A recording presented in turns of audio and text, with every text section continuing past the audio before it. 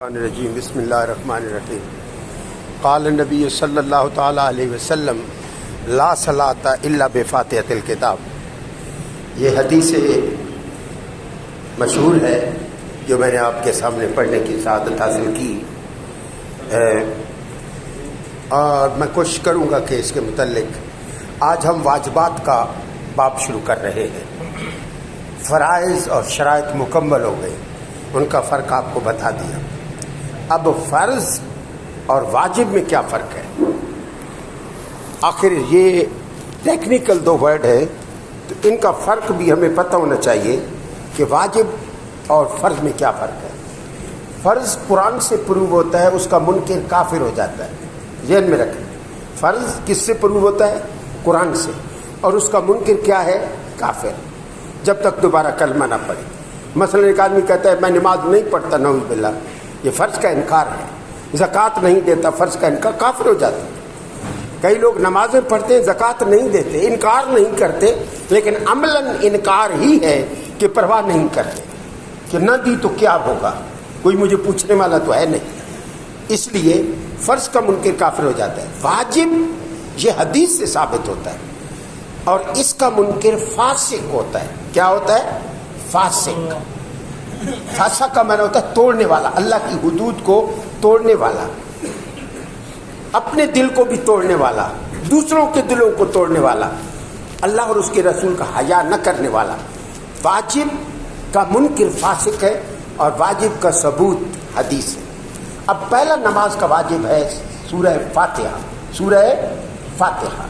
اس کے متعلق سرور عالم صلی اللہ علیہ وسلم نے ارشاد فرمایا لا صلاۃ الا بفاتحۃ الکتاب، کہ نماز بغیر فاتحہ کے نہیں ہوتی۔ اب امام شافعی رحمۃ اللہ علیہ نے اس حدیث کے آئینے میں سورہ فاتحہ کا نماز میں پڑھنا فرض قرار دیا۔ امام ابو حنیفہ رحمۃ اللہ علیہ فرماتے ہیں نو، ہم حدیث کے منکر بھی نہیں ہیں۔ حدیث کا سٹیٹس کے مطابق جس طرح کی خبریں مشہور ہے، اس کے حساب سے واجب ثابت ہوگا۔ نماز کی ہر رکعت کے اندر سورہ فاتحہ کا پڑھنا واجب ہے اکارڈنگ ٹو دس حدیث، اور اس کے ساتھ سورت کا ملانا، وہ قرات جسے بولتے ہیں، وہ فرض ہے۔ فقرؤوا ما تيسر من القرآن، کہ تم پڑھو قرآن تمہیں جہاں سے آسان لگے۔ اور یہ بھی میں نے آپ کو عرض کیا تھا کہ اگر قرآن کا پڑھنا فرض ہوتا تو جن لوگوں کو قرآن نہیں آتا وہ کافر ہو جاتے، لیکن کافر نہیں ہوتے۔ اس کا مطلب یہ ہے کہ قرآن پڑھنا سنت ہے، قرآن کا سننا واجب ہے۔ قرآن پڑھا جا رہا ہو تو اس کا سننا کیا ہے؟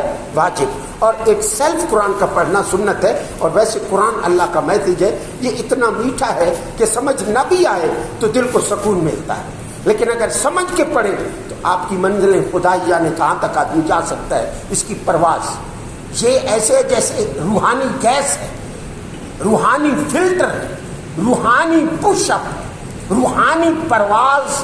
قرآن کو سمجھ کر، اللہ کے دین کو سمجھ کر ایک ایک لمحہ اس کی رضا میں گزارنا یہ عبادت ہے، اور اس سے آپ کو روحانی سکون اور روحانی پرواز ملے گی۔ وہ چیزیں آپ کو نظر آئیں گی جو عام بندوں کو نظر نہیں آتی۔